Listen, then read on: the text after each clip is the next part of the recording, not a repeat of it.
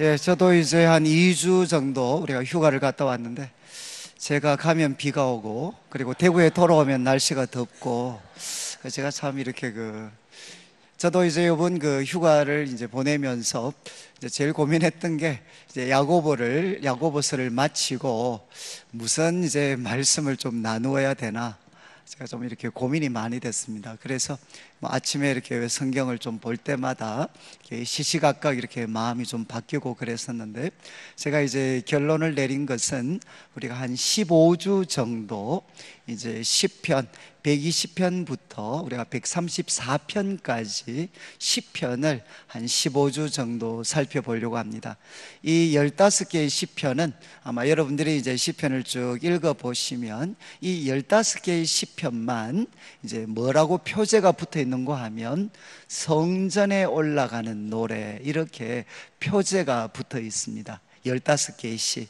그래서 이제 대부분 우리 학자들이 생각하는 것처럼 이 15개의 시는 이제 우리 구약시대 우리 경건한 성도들이 하나님 백성들에게 참 유익을 이렇게 주기 위해서 특별히 좀 편집을 했다. 그런데 이제 성전에 올라가는 노래, 이게 무슨 뜻인가? 이제 어떤 분들은 뭐 이렇게 추측하는 분도 있습니다. 솔로몬 성전에 계단이 15개가 있다. 그래서 계단을 하나 올라갈 때마다 이 시를 이렇게 같이 고백을 했을 거다라는 뭐 견해도 있습니다. 그렇지만 이제 대부분 우리 학자들이 생각하는 것은 이제 이스라엘 백성들이 이제 하나님께서 명령을 하셨습니다. 1년에 3차례, 그러니까 유월절, 그리고 맥추절, 그리고 또 이제 초막절, 이렇게 세 절기가 되면 하나님의 성전이 있는 예루살렘으로 올라가도록 하나님이 그렇게 명령을 하셨습니다. 그래서 이 15개의 시는 이제 자신의 일상생활을 잠시 뒤로 하고 하나님의 성전이 있는 예루살렘으로 올라가는 순례자들을 위해서 아마 이 시편이 아마 준비되어졌을 것이다, 이렇게 대부분 생각을 합니다. 그리고 이제 이 시를 잘 살펴보면 이제 바벨론 포로에서 돌아오고 나서 그때 기록한 시도 나옵니다. 그래서 이제 대부분 아마 이 15개의 시가 성전에 올라가는 노래로 이렇게 모이게 된 것은 아마 바벨론 포로 이후, 바벨론 포로에서 돌아온 그 이후에 아마 이 시들이 15개 이렇게 편집이 되었을 거다라고 생각을 합니다. 그러면 이제 지금 예루살렘에 있는 하나님의 성전을 향해서 순례하는 사람들은, 여러분 이제 어떤 사람들은 예루살렘에서 이스라엘에서 올라가는 사람들도 있겠지만, 또 적지 않은 분들은 이제 이 팔레스타인 이스라엘로부터 멀리 떨어져 있는 세계 각지에 흩어져 있는 우리 유대인들이 또 주님의 정하신 절기를 기억해서 순례의 길을 떠날 때 이 시편들을 아마 사용을 했을 겁니다. 그래서 저는 이제 이 15개의 시를 저희들이 좀 같이 살피면서 아마 우리 성도님들께서 내가 오늘도 예배 드리기 위해서 오늘 이제 또 함께 모였는데, 우리가 예배를 드리러 올라올 때 우리의 태도가 어떻게 해야 되고, 그리고 예배 드리는 이곳에서 우리의 마음과 자세는 어떻게 해야 되고, 또 이 예배 자리를 떠나서 다시 우리 일상의 삶으로 돌아갈 때 우리들의 마음은 어떠해야 되는가 하는 것들을 아마 또 우리가 배울 수 있는 그런 좋은 기회가 될 것 같습니다. 그래서 오늘은 시편 120편은 이제 첫 번째 시입니다. 첫 번째, 이제 성전에 올라가는 첫 번째 노래입니다. 그러면 아마 오늘 말씀을 쭉 들으시면서 성도님들이 생각하셔야 되는 것은, 왜 이 시를 첫 번째 이렇게 배치를 했을까? 이 시를 첫 번째 둔 좀 이유가 무엇일까 하는 것들을 아마 생각하시면서 오늘 말씀을 한번 들으시면 좋을 것 같습니다. 이제 1절 말씀에 시인이 이렇게 고백을 합니다. 내가 환난 중에 여호와께 부르짖었더니, 내가 지금 환난 중에 여호와께 부르짖었더니. 그런데 이제 우리 말 성경에는 내게 응답하셨도다 이렇게 기록이 되어져 있는데, 적지 않는 우리 성경학자들은 이 부분은 오히려 목적으로 번역하는 게 좋다. 그냥 무슨 뜻인가 하면, 내가 환난 중에 여호와께 부르짖었는데 목적이 뭔가 하면 내게 응답하시도록, 내가 여호와께 부르짖었다는 겁니다. 그런데 시인이 처한 상황은 지금 환난 중에, 여러분 이제 이 환난이 우리 원래 그 히브리어의 그 원어의 뜻은 뭔가 하면 좁은 곳이라는 뜻입니다. 좁은 곳. 이 환난은 뭔가 하면 좁은 곳. 그러니까 이 좀 그림이 그려지시죠? 좁은 곳에 이렇게 갇혀서 꼼짝할 수 없는 어렵고 힘든 상황, 이게 뭔고 하면 이제 환난입니다. 환난. 정말 빠져나갈 수 없는, 꼼짝할 수 없는 그런 좁은 곳에 갇혀 있는 어렵고 힘든 상황. 그래서 시인이 이제 고백을 합니다. 내가 환난 중에 여호와께 부르짖었습니다. 이유는 내게 응답하시도록. 그리고 이제 2절 말씀에는 조금 더 구체적으로 이야기합니다. 여호와여, 거짓된 입술과 속이는 혀, 이것에서 내 생명을 건져 주소서. 지금 시인은 아주 생명이 위태로운 그런 상황입니다. 생명이 위태로운 상황이고, 그래서 환난 중에 있다고 이야기했습니다. 그런데 그 환난은 무엇 때문에 생긴 것인가? 2절 말씀을 통해서 보면 거짓된 입술과 속이는 혀, 이것을 가진 사람들에 의해서 지금 시인은 생명이 위태로운 상태에 빠져 있다는 것입니다. 혹시 이제 시인과 시인이 고백하고 있는 이런 어려움을 우리 성도님들은 이렇게 좀 안 겪으셨는지 모르겠습니다.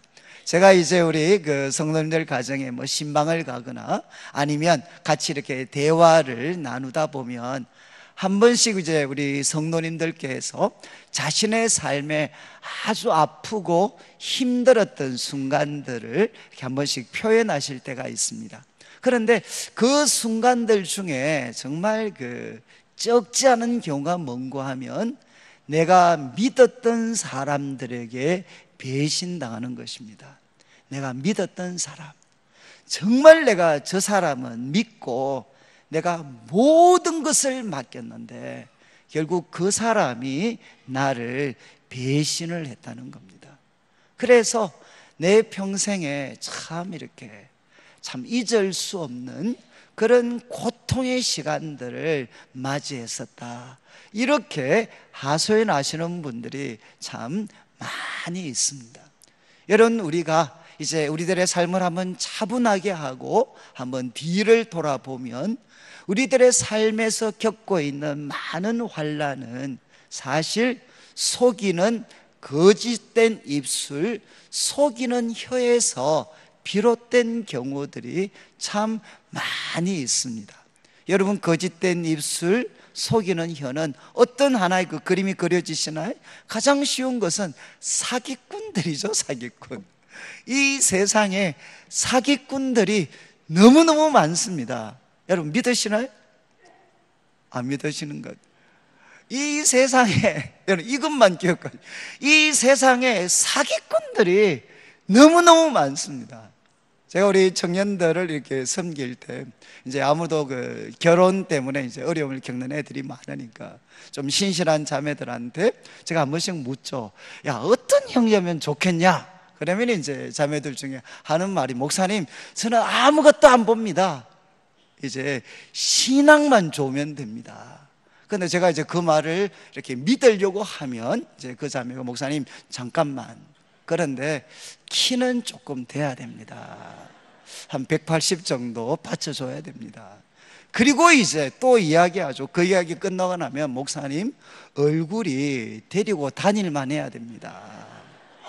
그리고 이제 또 이야기합니다. 뭐라고 이야기하는 거 하면 목사님 유머가 좀 있어야 됩니다.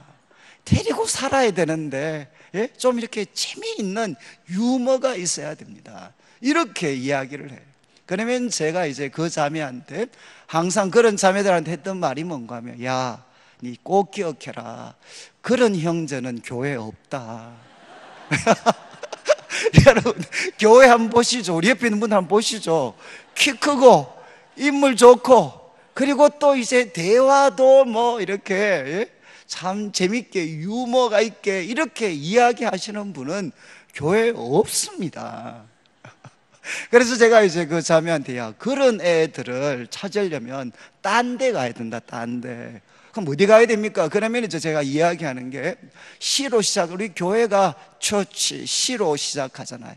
그런데 또 다른 C가 있다. 그게 뭔가 하면 클럽이라는 곳이다. 그래서 너는 클럽에 가면 키 크고 얼굴도 잘생겼고 그리고 매너 좋은 애들 깔려있다. 깔려있어. 우리는 그런 애들을 제비라고 부른다. 그러니까 가능하면 네가 이렇게 찾으려면 다른 시 클럽에 가면 좋겠다. 제가 한 번씩 이제 농담 삼아 이야기를 해요. 왜냐하면 저는 참 제가 죄송합니다. 우리 교회 신방 가면 여자분들로부터 적지 않게 듣는 이야기가 뭡니까? 목사님 제가 속아서 결혼했습니다. 목사님 제가 속았습니다. 속았어. 그 말에 제가 속아가지고 일평생 제가 고생입니다. 일평생. 그리고 또 여러분 직장 가보십시오. 직장 가면 또 뭐라고 이야기하죠? 목사님 내가 속았다는 겁니다. 정말 나한테 소위 약속하고 했는 거 다 그거 사기였다는 거예요. 사기. 여러분 지금 이 세상에 사기꾼들이 얼마나 많이 있는지 몰라요. 그러니까 지금 이야기하는 거죠. 하나님 여호와여 바로 나를 거짓된 입술과 속이는 혀에서부터 내 생명을 건져주십시오. 근데 여러분 이것은 사기꾼만 그런 게 아닙니다. 가장 사실 우리를 힘들게 하는 것은 뭔가 하면 우리를 모함하는 사람들이죠. 우리가 이야기를 했는데 그 이야기를 자기 입맛대로 편집하고 바꾸어 가지고 마치 나를 이렇게 이 세상에 가장 나쁜 사람으로 사람들에게 퍼뜨리고 다니는 그런 중상모략하고 무고하는 그런 어떤 모함하는 사람들이 우리들의 삶에서 얼마나 큰 고통과 아픔을 주는지 모릅니다. 그래서 여러분 또 저는 청년들을 섬겼기 때문에 청년들이 소위 잘못된 지식인을 따라가게 되면 그들의 삶이 완전히 망가집니다. 하나님을 인정하지 않고 마치 인간의 욕망과 인간이 모든 것을 할 수 있는 것처럼 인간을 하나님의 자리에 두는 그런 가치관, 그런 것들을 추종하기 시작하면 뭔가 하면 삶은 한순간에 망가집니다. 여러분 지금 시인이 이렇게 기도하고 있죠. 시인은 지금 환난 중에 있습니다. 무엇 때문에? 거짓된 입술과 속이는 혀 때문에 그는 지금 생명이 위태로운 상태에 빠져 있습니다. 그런데 이런 상황에서 시인은 무엇을 하느냐? 스스로 복수하려고 하지 않습니다. 그리고 스스로의 힘으로 그 문제를 해결하려고 하지 않습니다. 여러분 우리가 거짓된 입술과 속이는 그 혀에게 고통을 당하고 그래서 너무나도 큰 경제적인 손실과 그리고 명예가 땅에 실추하게 되고 정말 기억하기도 끔찍한 그런 우리가 아프고 힘든 상황 속에 떨어졌을 때 우리 힘으로 해결하려고 하면 우리들은 더 큰 분노와 절망에 빠지게 됩니다. 그러니까 시인은 어떻게 합니까? 하나님께 부르짖고 있습니다. 하나님 제가 부르짖습니다. 환난 중에서 내가 부르짖습니다. 저를 도와주시도록. 하나님 거짓된 입술과 속이는 그 혀에서부터 하나님 내 생명을 건져 주십시오.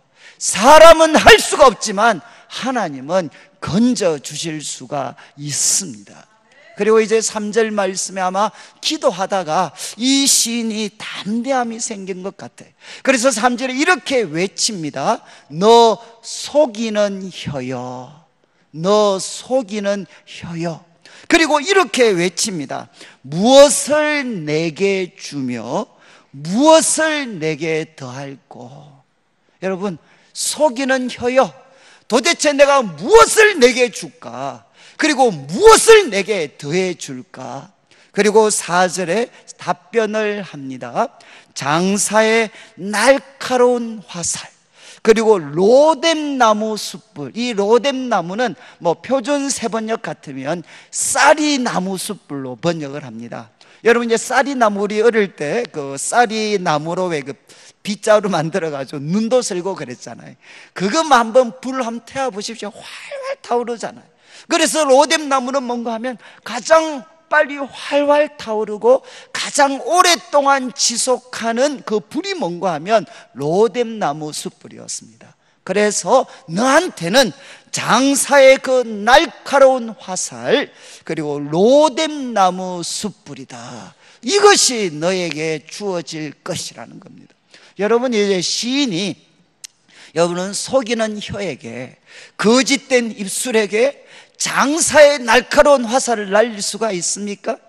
그리고 또 로뎀나무 숯불로 그걸 갚아줄 수가 있습니까? 할 수 없죠.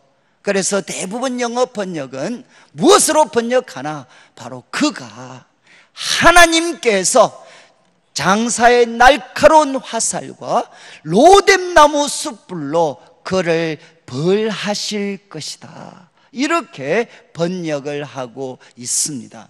여러분, 기억하시면 좋겠습니다. 장사의 날카로운 화살, 그리고 또 로뎀나무 숯불이 하나님으로부터, 살아계시고 참되신 하나님으로부터 누구에게 주어지느냐? 속이는 혀에게 주어질 것이라는 겁니다.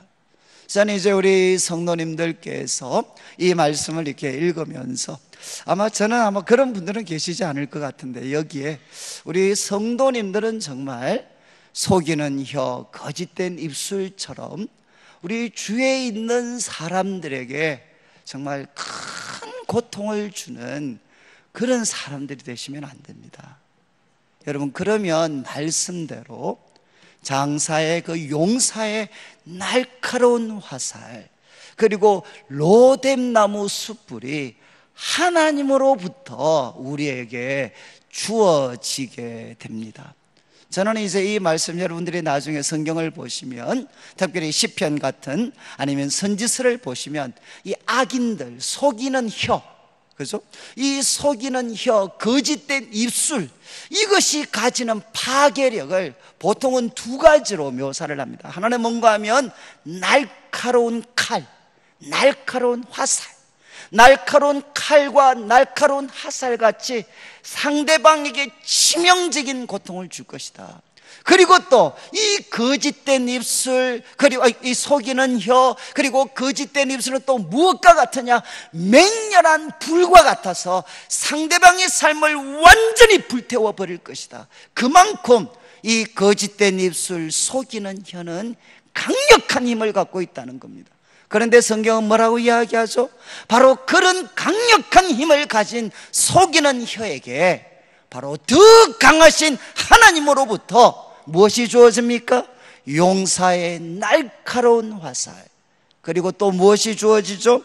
이제 로뎀나무 숯불이 하나님으로부터 주어질 것이다, 이렇게 시인은 고백을 합니다.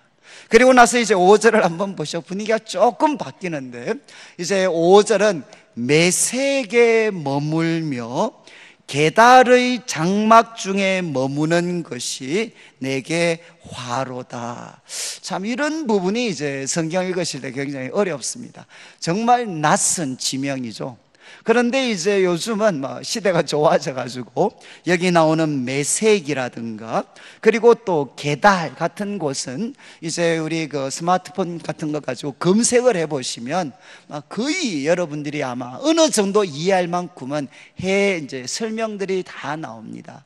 여기 나오는 이제 이 메섹이라는 곳은 이제 이스라엘 쪽에서 봤을 때는 최북쪽에 있는 그런 하나의 도시 이름입니다. 그런데 메섹은 창세기 10장 2절에 보면, 여러분 노아 홍수 후에 노아에게 세 아들이 있었죠. 홍수 후에 셈, 함, 야벳, 이 세 사람을 통해서 이제 세계 각지로 사람들이 흩어지게 되는데, 셈, 함, 야벳, 이 야벳의 아들 중에 하나가 메섹입니다. 메섹. 근데 여기 나오는 메섹은 이제 야벳의 그 아들, 그 후손들이 이제 이 도시를 이루었습니다. 그런데 이 메섹은 무엇으로 유명했느냐? 힘입니다. 힘. 정말 아수르도, 그 당시 가장 강력했던 아수르도 함부로 점령하지 못했던 강력한 힘을 가졌던 도시가 바로 이 메섹이었습니다. 그래서 시인이 이야기합니다. 내가 메섹에 머물며, 정말 멀리 예루살렘으로부터 정북쪽으로 멀리 떨어져 있고, 그리고 또 정말 호전적이고 힘을 자랑하는, 힘을 숭상하는 그런 메섹에 내가 머무르고 있는 게 나한테는 화다. 그리고 또 게달의 장막이 나옵니다. 게달. 이 게달은 누군가 하면, 여러분 아브라함이 이삭을 낳기 전에 하갈로부터 아들을 하나 놓죠. 이스마엘입니다. 이 이스마엘의 아들이 누군가 하면 바로 게달입니다. 게달. 그래서 이스마엘의 아들 중에 하나였던 이 게달은 이제 이스라엘로 통해서 보면 동쪽 편, 시리아, 아라비아 사막 그 지역에 있는 도시가 이 게달이었어요. 게달. 그 후손들이 이 도시를 이루고 있었습니다. 그런데 게달이 유명한 것은 뭐냐? 오늘날로 말하면 우리 한국 역사로 따진다면 이 게달은 누구와 같으냐? 오랑캐와 같습니다. 오랑캐. 유목민들이거든요. 그래서 유목하다가 이스라엘이 이제 농사를 지어서 이제 추수할 때가 되고 조금만 틈만 보이면 이 게달 사람들이 닥쳐가지고 이스라엘 백성들이 가지고 있는 걸 다 약탈해 갔습니다. 끊임없이 이스라엘 백성들을 약탈하고 괴롭혔던 사람 중에 하나가 이 게달입니다. 게달. 그러니까 시인이 이야기하죠. 나는 메섹에 머물고 게달의 장막 중에 머무는 것이 내게 화로다. 근데 아마 여러분들이 이런 검색들을 좀 해보시면 재밌는 것은, 이 메섹과 게달은 두 도시가 너무 멀리 떨어져 있어요. 게달은 이제 오늘날 같으면 러시아 남부 쪽입니다. 남부 러시아 쪽 정도까지 내려갑니다. 그러니까 고대 같으면 뭐 최북단에 있는 도시고, 그리고 또 게달은 무엇입니까? 이스라엘 옆에 동쪽에 위치한 사막 지역에 위치한 그런 도시입니다. 그러니까 한 사람이 메섹이면 메섹, 게달이면 게달, 하나 머무는 것도 뭔데 두 장소를 한 사람이 똑같이 머문다는 것은 고대는 불가능한 일입니다. 그래서 이제 대부분 성경학자들은 이것을 시적인 비유로 해석을 해야 된다. 무슨 말인가 하면 이런 뜻이 되는 거죠. 메섹과 같은 곳에 머물고 게달의 장막 같은 곳에 머물고 있는 것이, 머무는 것이 바로 내게 화다. 지금 시인이 자신을 둘러싸고 있는 그 사람들이 자신의 형편이 마치 무엇과 같으냐? 메섹과 같은 곳에 머무는 것 같다는 거죠. 사람들은 힘을 숭상하고 힘이 장사고, 그리고 그들에 비하면 자기는 너무 보잘것없는 약한 사람이고, 그리고 또 자기는 게달의 장막 중에 거하는 것 같습니다. 마치 오랑캐 가운데 거하는 것 같아. 조금만 틈만 보이면 우리가 그렇게 수고하고 애썼던 것을 한꺼번에 약탈해 가버립니다.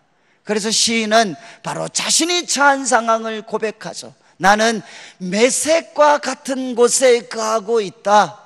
그리고 또 나는 게달의 장막 같은 곳에 거하고 있어서 나는 사는 게 너무너무 힘이 든다. 그리고 6절을 보십시오. 이 메섹과 게달을 이렇게 정리합니다. 6절에 내가 화평을 미워하는 자들과 함께 오래 거주하였도다. 대부분 이제 영어 번역을 보면 제일 앞부분은 too long. 너무너무 오래 있었다. 내가 누구와 함께 평화를 미워하는 사람들과 나는 너무 오랫동안 내가 같이 살아왔다. 그러니까 탄식이죠. 정말 내가 사는 게 너무너무 힘이 든다. 그리고 7절에 이제 좀 더 구체적으로 이야기합니다. 자신의 경험을 이야기합니다. 나는 화평을 원할지라도, 여기 나는 화평이다. 사실 원문은 나는 화평이다. 나는 정말 화평의 사람이다. 그러나 어떤 일이 있느냐? 내가 말할 때 정말 우리 집과 그리고 내가 처한 상황을 좀 더 화평하게 만들기 위해서 내가 말을 하면 어떤 반응이 돌아오느냐? 그들은 싸우려 하는도다. 그들은 나한테 전쟁을 하려고 달려든다는 것입니다. 나는 정말 평화를 위해서 말하고 행동하는데 그들은 언제나 전쟁하려고 나에게 달려든다. 이렇게 시인은 이야기를 합니다. 여러분, 5절과 7절 말씀, 이 시인의 고백을 보면 여러분, 우리들과도 좀 이렇게 비슷하지 않습니까? 여러분, 우리가 같이 살고 있는 사람들은 도대체 누구들이죠? 여러분들이 지금 이 어떤 세상에 흩어져서 살 때 여러분 주위에 있는 사람들은 어떤 사람들입니까? 모이기만 하면 힘을 자랑하는 매색 사람과 같지 않습니까? 그리고 여러분들 주위에는 바로 게달 사람처럼 우리한테 조금만 약점만 보이면 우리들에게 들이닥쳐가지고 우리들이 평생 수고하며 애쓰고 거두었던 모든 것들을 한꺼번에 약탈하려고 하는 그런 오랑캐와 같은 사람들이 우리들 주위에 우리를 둘러싸고 있지 않습니까? 이것이 우리를 힘들고 괴롭게 만들고 있지 않습니까? 그리고 정말 나는 평화를 만들고 싶은데, 나는 정말 평화를 만들고 싶은데 내가 말과 행동을 하면 사람들은 언제나 싸우려고 덤벼드는, 전쟁이 기다리고 있는 이런 삶들을 우리가 맛보고 있지 않습니까? 저는 우리 한국 사회를 바라보면 정말 전쟁터와 같이 이 말씀대로 누가 말 한마디 떨어지면 그 떨어지기 무섭게 온갖 전쟁과 관련되는 말들이 막 쏟아지죠. 그리고 또 교회도 갈수록 예외가 아닙니다. 교회에도 정말 이렇게 여기 있는 것처럼 우리가 화평을 말하지만 정말 전쟁을 준비하고 있는, 전쟁으로 갚아주는 사람들이 많이 있습니다. 여러분, 그래서 이 시인이 우리에게 내리는 5절부터 7절까지 말씀을 통해 내리는 결론이 무엇입니까? 하나님, 내가 살고 있는 이 세상, 내가 모든 시간과 물질을 들여서 살고 있는 이 세상 속에는 하나님, 참된 평화가 없습니다. 여러분, 내가 살고 있는 이 세상에는 참된 평화가 없습니다. 바로 이것을 시인은 고백하는 것이고, 그리고 여호와의 전에 올라가는 사람들은 첫 번째 무엇을 고백해야 되느냐? 하나님, 내가 살고 있는 이 세상에는 참된 평화가 없습니다. 여러분에게 평화가 있으신가요? 여러분 마음에 평화가 있습니까? 그리고 여러분 가정에 평화가 있습니까? 제가 우리 자주 말씀드린 우리 청년들한테, 야, 너희 집 요즘 좀 평화롭냐? 그러면 이제 목사님, 요즘은 좀 평화롭습니다. 뭘 근거로 그래 이야기하냐? 요즘은 덜 싸우십니다. 여러분, 우리에게 평화는 무엇이죠? 덜 싸우는 게 평화죠. 그러나 성경이 이야기하는 평화는 무엇이냐? 마음의 적대감이 무너지는 것입니다. 마음의 적대감이 무너지는 것. 여러분, 겉으로는 하하 웃고 안 싸우고 있지만 그 마음에는 칼을 갈고 있는 사람들이 얼마나 많이 있습니까? 시인은 이제 고백을 하죠. 하나님, 내가 살고 있는 이 세상은 매색과 같습니다. 내가 살고 있는 이 세상은 게달의 장막과 같습니다. 하나님, 사람들은 평화를 미워합니다. 하나님, 아무리 내가 평화를 위해 몸부림을 쳐도 언제나 전쟁이 나에게 주어집니다. 그래서 여러분, 이제 왜 이 시편이 첫 번째 있겠습니까? 하나님이 이 세상에는 참된 평화가 없습니다. 그러니까 우리는 어디를 향해 올라갑니까? 성전을 향해 올라가는 거죠. 여러분, 이제 이 예루살렘에 하나님의 성전이 있습니다. 그런데 살렘의 뜻이 뭡니까? 바로 샬롬, 평화입니다. 평화. 그래서 예루살렘의 뜻이 뭔가 하면 평화의 기초, 평화의 도시. 이게 바로 예루살렘입니다. 그래서 이 시인은 이 세상에 참된 평화가 없음을 고백하면서 그는 바로 평화의 도시, 하나님의 평화가 있는 그 하나님의 집 예루살렘을 향해 순례의 길을 떠나게 되는 것입니다. 제가 이제 우리 청년들을 오랫동안 섬겼습니다. 제가 청년들을 오랫동안 참 섬기면서 어렵고 힘든 것도 많았지만 아마 지금도 돌아보면 가장 이렇게 행복했던 것 같아요. 행복. 그런데 이제 어른들, 또 제가 이제 우리 어른 성도님들 섬기고 또 이렇게 담임 목사가 됐기 때문에, 그러니까 참 이제 여러분 이제 정말 많은 은혜와 그런 또 참 많은 것들을 누리고 있습니다. 그런데 이제 하나 좀 힘든 것은 뭔가 하면, 저는 우리 청년 때는 제가 성도 우리 형제 자매들과 이야기하면 정말 무슨 말도 할 수가 있었어요. 무슨 말도, 애들한테. 그리고 애들은 저한테 무슨 말도 다 했습니다. 정말 서로가 서로에게 있는 모든 진실한 이야기들을 다 했습니다. 그러니까 어떻게 되느냐, 만나고 나면 때로는 싸우기도 하고 분노하고 욕설도 퍼붓지만 끝나고 나면 거기에는 평화가 있습니다. 그래서 우리가 서로 부둥켜 안을 수 있고, 그래, 네가 정말 이것 때문에 힘들었구나, 네가 참 이것 때문에 섭섭했구나, 그래 미안하다. 그 사실 서로 하나가 되고 화해가 돼. 그래서 참 청년들을 섬길 때는 성도들을 만나는 게 너무너무 기뻤어요. 정말 우리 청년들과 같이 있는 게 너무너무 기뻤고 무엇을 해도 허물이 되지를 않았어요. 그런데 제가 이제 위치가 생겨서 그런지 모르겠는데, 이제 어른이 되고 나니까, 또 담임 목사가 되니까 나니까 제일 힘든 게 뭔가 하면 말을 못하겠어요. 말 한마디 할 때마다 수많은 계산들을 하게 됩니다. 이 말 하면 또 이쪽에서는 뭐라고 할까, 또 이 말을 하면 저쪽에서는 뭐라고 할까. 말 한마디 할 때마다 어떻게 하면 전쟁이 좀 덜 들이닥칠 수 있을까. 그러니까 이제 어느새 제 마음속에는 성도들과 진실한 나눔, 나의 부족함과 나의 때로는 연약함, 나의 고민들, 이런 것들을 잘 나누지를 못하겠어요. 왜? 나누고 나면 어느 순간에 칼이 되어서 날라올 수 있으니까. 여러분, 제가 지금 말씀드리고 싶은 것은 무엇이죠? 여러분, 목사인 저가 이런 삶을 살고 있다면 우리 성도님들의 삶이라는 것은 물어 필요가 없다는 겁니다. 정말 누구 한 사람도 자기 속에 있는 것 한번 속 시원하게 뒤끝 없이 터놓을 수 있는 그런 사람들, 그런 기회가 사람들에겐 잘 없습니다.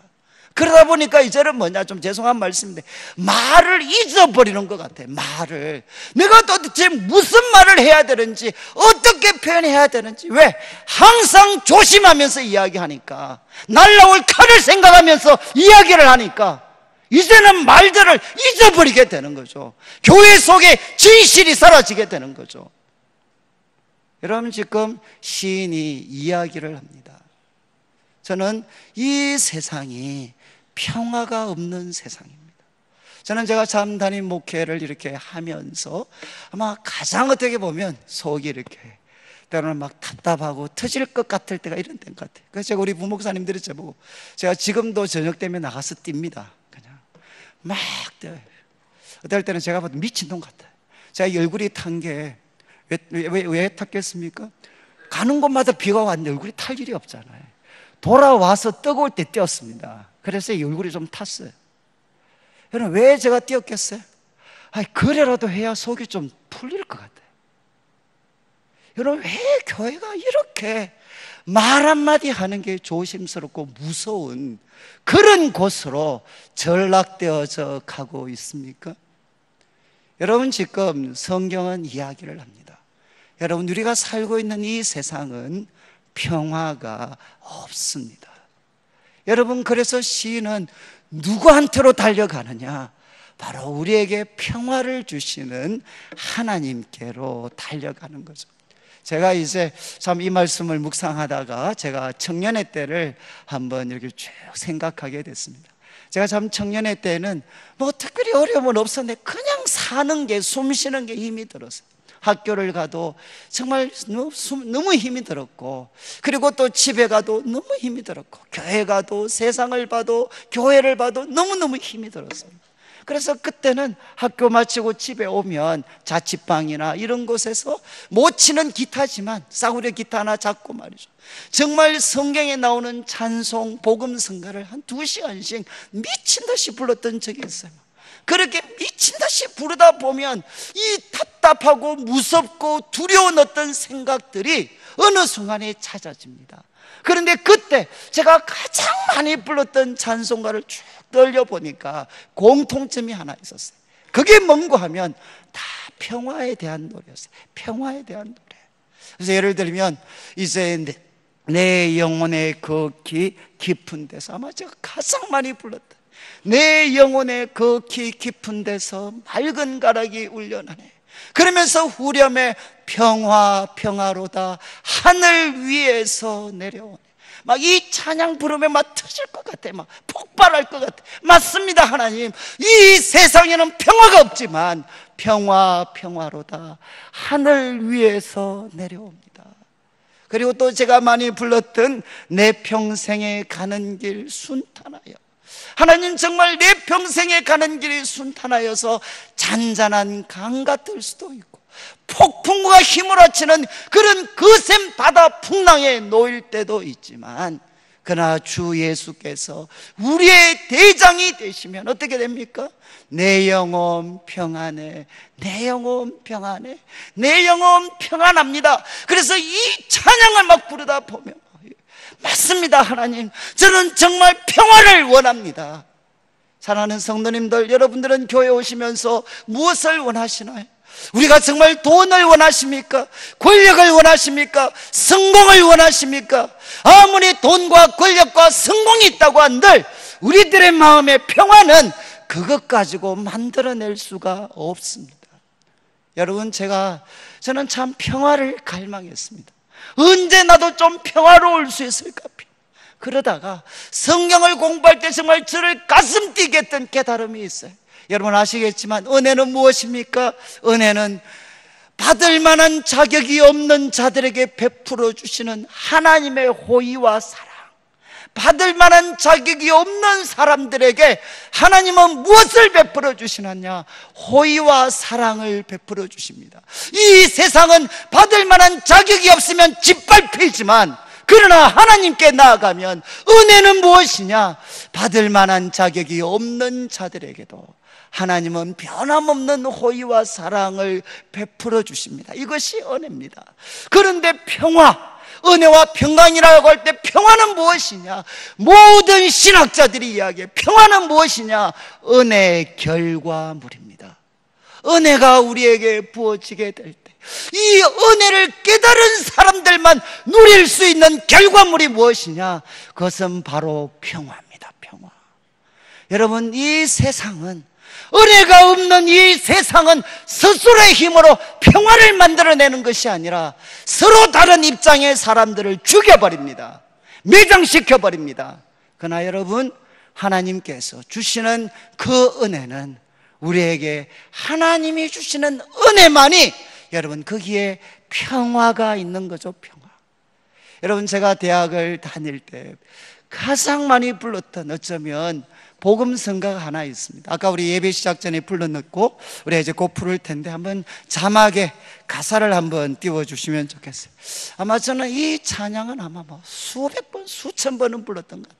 그래서 제가 이제 내수동교에서 처음 대학부 전도사가 됐을 때 우리 장로님들과 같이 식사를 하는데, 이제 장로님들이 짓궂게 제보고, 야, 이전도사 처음 그래도 우리한테, 예?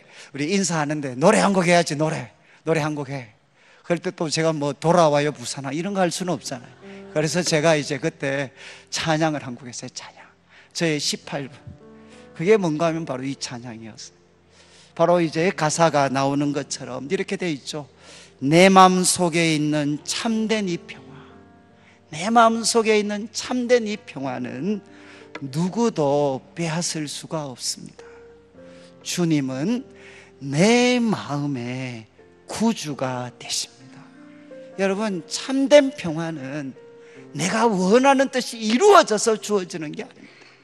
주님이 바로 내 마음의 구주가 되실 때, 그때 평화가 주어집니다. 그리고 주 없인 살 수 없습니다. 주 없인 살 수 없습니다. 오직 주께만 구원이 있습니다. 주님 없는 세상 평화는 없습니다. 주 없이는 살 수가 없습니다. 그리고 2절에 이렇게 되어 있어요. 정말 2절 가사가 평화 없는 세상, 고통과 싸움밖에는 없습니다. 그래서 사람들은 다 무서워 떨고 있습니다. 평화의 왕이 다시 올 때까지 죄와 전쟁은 끝이 없습니다. 주 없인 살 수 없네. 주께만 구원이 있고 주님 없는 세상 평화는 없습니다. 주 없인 살 수 없습니다. 여러분, 바로 참된 평화는 내 목적, 내 뜻이 이루어질 때가 아닙니다. 바로 주님이 내 삶의 구주가 되시고 그분을 통해서 주시는 은혜가 내 삶 속에 흘러넘칠 때, 나같이 받을 만한 자격이 없는 자들에게 독생자 아들을 주시면서 베풀어 주신 그 하나님의 호의와 사랑이 내 영혼 속에 흘러넘치게 될 때, 그때만 우리가 그렇게 간절히 찾고 찾았던 평화가 내 마음에 임할 수가 있습니다. 그리고 이 평화를 맛본 사람들, 이 모순 덩어리인 자신을 예수님의 은혜와 사랑을 가지고 자기 자신을 품을 수 있었던 사람들만, 여러분, 우리들 주의 사람들, 저분들도 예수님 나와 생각이 다르다 할지라도 예수님께서 저들을 위하여 십자가를 주셨습니다. 바로 그분들을 사랑하고 귀하게 여기고 하나님이 나를 사랑하시는 것처럼 그들 역시도 사랑하고 있다는 것, 주님이 우리를 위하여 자신을 드렸던 것처럼 우리도 그들을 위하여 우리 자신을 드려야 된다는 그런 각오와 결단을 가진 사람들만 이 어두운 세상, 싸우고 다투는 세상에 평화의 사람이 될 수가 있습니다. 저는 우리 성도님들 시편 120편 기억하면서, 여러분, 참된 평화는 세상에 없습니다. 참된 평화는 은혜로우신 주님께 있습니다. 세상에서 싸우고 지칠 때마다 은혜로우신 주님 앞에 나와서 주님, 저에게 은혜를 베풀어 주십시오. 제 삶에 하나님만이 참된 평화가 주실 수 있습니다. 이 평화를 소유하고 이 어두운 시대 평화의 사람으로 살아가게 되시기를 주님의 이름으로 축원합니다.